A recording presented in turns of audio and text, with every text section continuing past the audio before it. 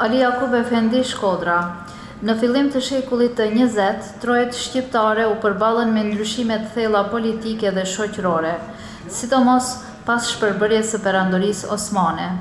Në këtë periudhë, ulemat dhe personalitetet islame luajtën një rol të rëndësishëm në ruajtjen dhe interpretimin e drejtë të fesë dhe mendimit islam. Ata u angazhuan dhe u përpoqën të gjejnë një ekuilibër mes traditës dhe sfidave të kohës. Këta dietarë ndikuan jo vetëm në fushën fetare, por edhe në zhvillimet e ardhshme arsimore, politike dhe shoqërore të botës shqiptare, duke lënë gjurmë të thella në procesin e shtetformimit dhe të identitetit kombëtar të shtetit modern shqiptar. Më pas edhe më vonë, gjithashtu kishte personalitetet shquara të asaj kohe, e njëri ndër ta ishte edhe Ali Efendi, Shkodra, i lindur dhe i rritur në një familje me tradita fetare dhe arsimore. Ai që në moshë të hershme u orientua drejt dijes, duke ndjekur këtë rrugë me përkushtim dhe duke u formsuar gradualisht në një intelektual të spikatur të kohës dhe në një mendimtar e profesor frytdhënës. Ali Efendiu ishte shkolluar në medresen e Gjilanit, në Atmeddah të Shkupit, pranë Müderrisat Allah Efendiut, pastaj në Sarajev në Mektebi Nuvab, si dhe pak para se të vazhdonte studimet për në Kairo, ai kishte vijuar përsëritjen e mësimeve të tija edhe në Preshev tek Müderrisi i njohur Hafız Nexhati Efendiu. Gjersa kishte qëndruar në Preshev, Müderrisi i tij Hafız Nexhatiu e kishte porositur pa ndërprerje dhe ja kishte lënë amanet që sapo të shkonte në Kairo, takimin e parë ta realizonte me Shehul Islamin Mustafa Sabri Efendiun, sepse edhe vetë ai kur kishte qenë në Kairo e kishte takuar dhe kishte qëndruar gjatë me të. Vlen të theksohet se, përpos Mustafa Sabri Efendiut, në Kairo aso kohë po qëndronin edhe shumë dietarë të tjerë të njohur si Zahidi Qevseriu, Yozgatlı Mehmet Ihsan Efendiu e të tjerë. Ali Efendi Jakupi, Shkodra, që në momentin që shkelin tokën e Egjiptit, u gjend në një ambient shumë efikas dhe të përmbushur me debatet ndryshme. Me qenë se në një kohë të shkurtër fitoi simpatinë e Mustafa Sabri Efendiut, ati u mundsua që në një ambient të tillë shkencor dhe të pasuruar me ide të ndryshme të përfitoj dukshëm. Nga njëra anë kujdesej dhe jepte mësim në një numri shumë të madh të studentëve shqiptar dhe turq, nga ana tjetër mundohej të mos humbiste asnjë takim nga mexhliset mësimore të Mustafa Sabri Efendiut, Yozgatlı Mehmet Ihsan Efendiut dhe Zahiri Qevseriut. Ai gjithashtu kishte një kontakt shumë të afërt edhe me princin Shehzade Mehmet Shefki Efendiun. Mexhliset me këta 4 personazhe nuk ishin tjetër pos dije dhe debat, pasuri dhe thesar që do ta përcjellnin më vonë gjatë tërë jetës. Kudo që kishte frekuentuar duke filluar nga Gjilani, Shkupi, Sarajeva dhe Presheva, ai ishte shquar si për dije dhe ndershmëri, po ashtu edhe si një njeri i dashur dhe me energji të mirë, dhe kudo që shkonte njihej si mahbubul kulub, i dashur i zemrave.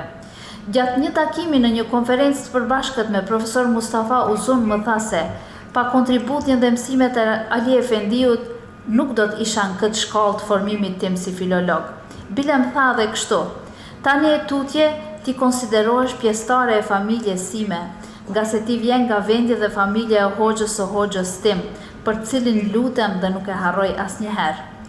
Marrëdhënia e tij dhe Mustafa Sabri Efendiut përfaqëson një takim të veçantë mes etjes për dije dhe urtësisë së trashëguar islame.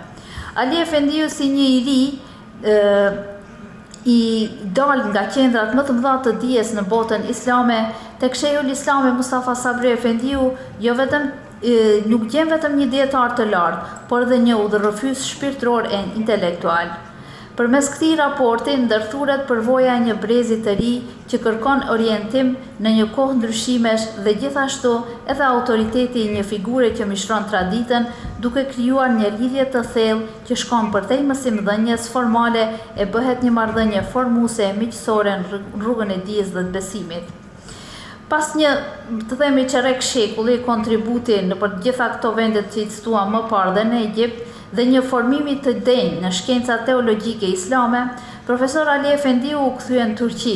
Në fakt, pas vdekjes së Zahidi Qevseriut, Mustafa Sabri Efendiut dhe migrimit të shumë shokëve të tij prej andej, edhe ati nuk I kishte mbetur më asnjë arsye për të qëndruar në Kairo. Ky vendim I tij nuk I kënaqi miqt dhe dashamirët e tij, por as kolegët e tij pedagog në Universitetin Xhamiatul Qahira, Universiteti I Kairos, të cilët nuk ishin të kënaqur me vendimin e tij. Mirpo ai tashmë e kishte pjekur idenë e largimit nga Egjipti dhe kthimit në Turqi. Largimi në Ali Efendiut nga Kairo ma pati përshkruar me shumë mall, nostalgji e dhimbje, edhe profesor Tefik Efendi Nahi nga Gjakova I emigruar për të përfunduar studimet në Azhar, I cili jetoi dhe vdiq atje. E mbaj mend mirë përshkrimin e tij. Ditën kur e përcollëm Ali Jakupin u mërzita shumë. Tani nuk më kishte mbetur më asnjë shok. Nuk e dija nëse do të mund ta përballoja mungesën e tij, sepse ishim lidhur shumë. Nga njëra anë më mungonte, por nga ana tjetër, duke I vrejtur rrethanat e rënduara, isha pajtuar që ai të shkonte në Turqi. Nga largimi I tij, u ndihesha tamam jetim në Kairo. Nuk e mbaj mend asnjë takim me qëndrim pa të, pa e përmendur dhe pa më shpjeguar diçka për Ali Efendin. E kisha jo vetëm shok, por edhe mik shpirti e zemre, thoshte dhe vazhdonte të lutej dhe të evokonte gjithnjë kujtimet për të. Edhe në Turqi, ai ishte përfshirë menjëherë në mjedisjet e dijes dhe të mësimdhënies, nga se ëndra dhe projekti I tij jetësor ishte kontributi në dituri.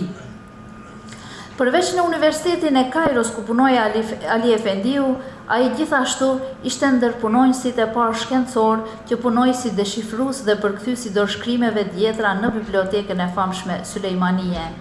Studenti I tij, profesor doktor Osman Öztürk, e përshkruan kështu: Ministrisë së Arsimit ju drejtova me një kërkesë me shkrim që Ali Efendiun ta embroj si specialist pranë bibliotekës së vjetër Sulejmanie. Mjerisht kjo kërkesë nuk u realizua dhe pse profesorit orientalist dhe punonjësit e bibliotekës e dëshironin shumë që ta kishin pranë një kuadër të tillë. Kësaj radhe, çështja ishte ndryshe, sepse atij nuk I njihej diploma Universitetit të Al-Azharit. Më vonë, ai vazhdon dhe shpreh një mendim që nuk e harroj kurrë në jetë. Nga ky rast krijova bindjen se mënyra e gabuar e procedimit me diplomat është kthyer në vrasës të dijes. Shpëtimi ynë nuk është e diploma, por te personat e aftë dhe të duhur. Pas shumë përpjekjeve, më në fund ja doli disi dhe arriti ta emëronte si punonjës vullnetar, si specialist të dorëshkrimeve. Edhe sot, sa herë që shkoj, madje edhe para 5 ditësh kur isha në këtë bibliotekë, Ali Efendiu duket sikur ende është gjallë. Aty figura, dia e hija e tij e rënd janë të regjistruara në regjistrat e librave të vjetër të dorëshkrimeve të ralla në gjuhën arabe dhe osmane, të cilat rrallë kush kishte mundur t'i lexonte. Në veprën Kajbollan Dynjada Nurlu Birsima, një fytyrë e ndritur nur e humbur nga kjo botë e autorit Ekmeleddin Ihsanoglu, kushtuar babait të tij Mehmet Ihsan Efendiut, Ali Jakupi paraqitet si një nga personazhet kryesore. Profesor Ekmeleddini e përshkruan Ali Jakup Efendiun si shok të ngushtë të babait të tij dhe mik të familjes së tyre. Si mësuesi I tij I parë që nga fëmijëria, ai kishte mësuar atij dhe vllait të tij të ndjer Jahjas Kur'anin dhe rregullat e fesë, por edhe leximin e gjuhës së vjetër osmane. Profesori kur e përshkruan Ali Efendiun e paraqet gjithmonë si një mësues dhe njëkohësisht edhe si një pjesëtar të familjes me të cilin ishte rritur dhe me të cilin kishte krijuar një lidhje të veçantë që nga fëmijëria. Mëtej ai citon thënien që Ali Efendiu e kishte thënë sa herë që e kishte takuar: "Babai yt është I pasur me dije sikur majet e Himalajës." Ali Efendiu, student në medresen e Preshevës, tek alimët dhe myderrizët e njohur Hafız Ali Rexhai Efendiu dhe Hafız Nexhatiu. Në Preshev, Hafız Aliu dhe Hafız Nexhatiu kishin themeluar medresen e tyre, medresen e Preshevës, në të cilën zhvilloheshin të gjitha lëndët që përfshiheshin në programet e shkollave të ixhazetit. Ali Efendiu I informuar për këtë institucion dhe vatër të dijes pas kthimit nga Sarajeva dhe përfundimit të Mektebi Nuvab, shkollës së lartë juridike, vijoi studimet e tij për thellimin e njohurive në gjuhën arabe, në drejtimin, mentorimin dhe përkujdesjen e myderrizit Hafız Nexhati Efendi Ahmedit. Informacionin për këtë medrese, si dhe nivelin e lartë të përgatitjes së studentit të tij, Hafız Nexhatiut ja kishte dhënë myderriz Atullah Efendiu gjatë kohës kur ai ndiqte mësimet në medresen Meddah. Kam pasur shumë student, por Ali Efendiu e kisha ndër më të zellshmit, më të ndershmit, më punëtorët. Nuk I interesonte asgjë tjetër pos mësimit. Erdhi të mësonte dhe duke më mahnitur e mbaroi atë që kishte zotuar. Derisa vinte tek shtëpia jon, ai do ta kishte përsëritur kushe disa herë mësimin dhe do të ishte përgatitur mirë për mësimin lëvijues. Ai ishte 10 herë I zgjuar e 100 herë I ndershëm. Erdhi në tempullin e diturisë dhe mori dijen që synonte. E meritoi dhe ma fitoi zemrën, andaj edhe ja pa hajrin dhe u bë alim I dalluar, do të kishte thënë kushe disa herë Hafez Nexhatiu. Në kohën kur isha fëmijë, në xhakun e familjes son frekuentonin pothuajse për çdo ditë shumë hoxhallar nga anë të ndryshme të rajonit. Ali Efendiu e kisha dëgjuar që e vogël, madje si një talebe I Hafez Nexhatiut, I cili kishte arritur të jepte ijazet edhe në medresen Fatih, si një student I tij që kur nuk e kishte harruar profesorin e vet. Madje Hoxha im Hafez Avni Efendiu tani 93 vjeç, edhe sot kur e përmend me admirim duke thënë, Ali Efendia ka qenë alim I madh në shkencat vetare, madje ai ishte njohës I denjë arabishtës dhe të gjitha lëndëve teologjike.